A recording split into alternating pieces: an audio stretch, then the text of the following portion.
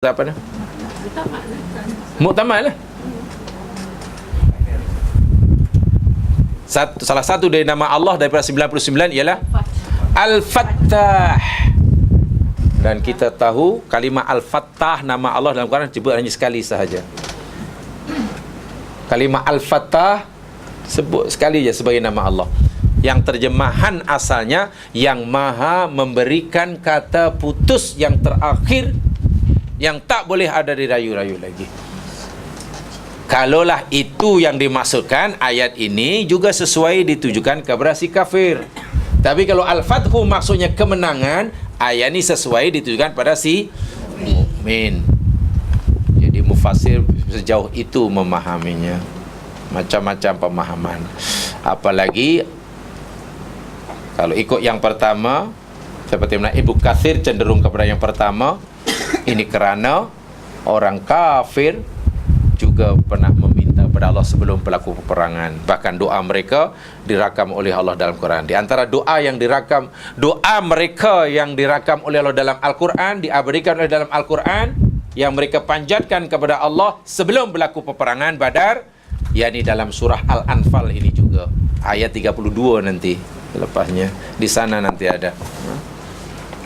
Surah ini juga, tapi ayat selepasnya. Ayat selepasnya. Ini ayat 19, jadi ayat selepasnya. Ayat 30. Yalah, 32 itu selepas 19. Betul lah tu. Ya, memang begitulah. Matematik yang pasti lulus tu, ambillah matematik yang longgar, Jangan yang terlalu rigid sangat.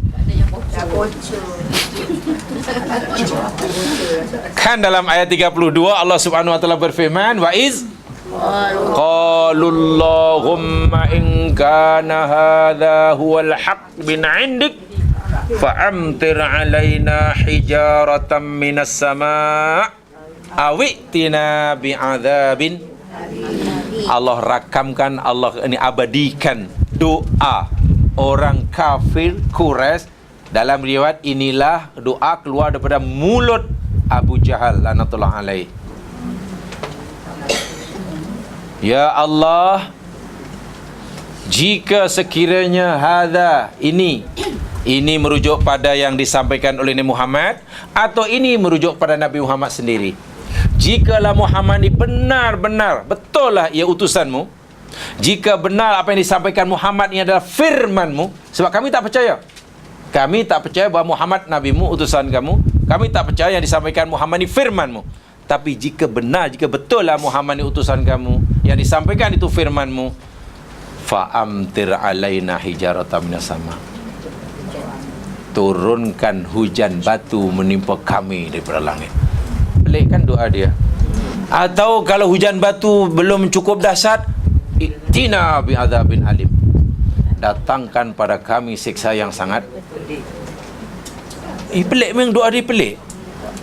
Sepatutnya doa dia, ya Allah, kami ni tak percaya Muhammad ni utusan kamu. Tak ada tanda-tanda. Tapi kalau betul lah ya Allah, Muhammad ni utusan kamu, tolonglah bukakan hati kami. Kan lebih sedap doa dia. Kami tak percaya yang disampaikan Muhammad itu firmanmu. Tapi kalau betul lah Muhammad itu firman kamu, sedang kami tidak mempercayainya, tolonglah bantu kami ya Allah, bukakan sikit aja hati kami supaya dapat menerimanya. Sedap juga dengar. Tapi ini tidak terlalu degil spesies yang seekor ini. Sehingga doa dia Allahumma juga. Doa dia Allahumma enggan. Walaupun nanti ada perbezaan. Apa beza dalam berdoa? Beza antara Allahumma dengan Rabbana. Ada bezanya tu. Jangan samakan saja.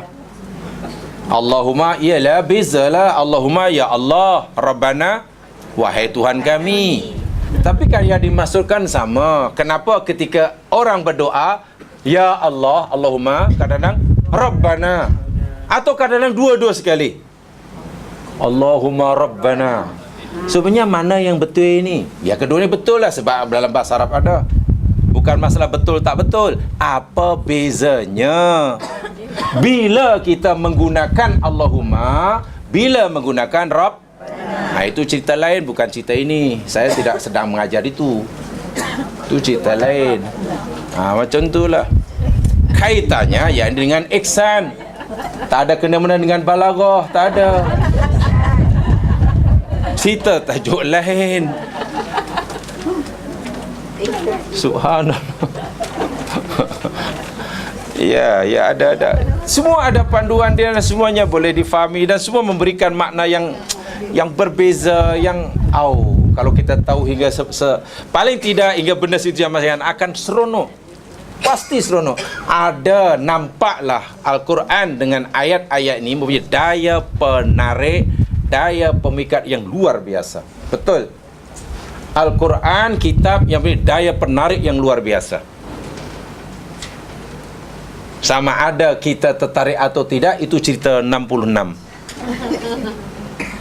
Kalau tidak ada dalam Al-Quran yang menarik kita, bukan karena Al-Quran tidak cukup kuat daya penariknya,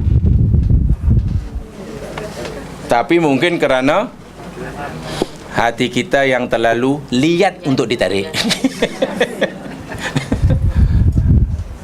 Tapi bila disampai semua itu, mungkinnya kita, Masya Allah, rupanya Allahumma Rabbana pun lain penggunaan dia. Bila dalam macam ini, Allahumma. Dia macam ini, Rabbana. Macam lah. Akhirnya kita, karena kita tak tahu apa bezanya, dua-dua sekali je, Allahumma Rabbana. Yang dalam Al-Quran, Allah lebih banyak mengajar kita dalam berdoa dengan Rabbana.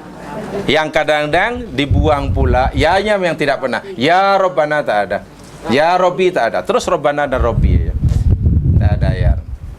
Jadi itu ada rahsianya juga itu. Adanya. Maknanya bila digunakan Allahumma, bila digunakan Rabbana. Jadi bukan suka-sukalah. Lainlah kalau dalam bahasa Melayu, terserahlah. Dalam bahasa Melayu namanya doa yang kita yang susun. Yang kadang-kadang bukan dikatakan doa masalah pun bukan kalau dalam bahasa Melayu ini. Dikatakan doa ibadah pun bukan. Panjang. Ya Allah, ya Tuhan kami berhimpun di pagi hari ini di padang yang menghijau, disinari dengan terik matahari. Entah itu doamu apa, disaksikan oleh burung-burung yang berterbangan. Wah, luar biasa. Yang mengambilkan pun sok juga. Lepas orang tu turun daripada minbar, bagus benar, sangat puitis. Sebab dia sedang membaca puisi rupanya. Mungkin mudah-mudahan diberkati oleh Allah dan bermanfaat bisa saya menyampaikan. Abdullah Dukasi bersama. Subhanakallahumma bihamdika asyhadu an la ilaha illa anta astaghfiruka wa atubu ilaik. Innal insan lafi khusr ladina amanu salihat tawassaw bil haqq wa tawassaw bis sabr. Assalamualaikum warahmatullahi wabarakatuh.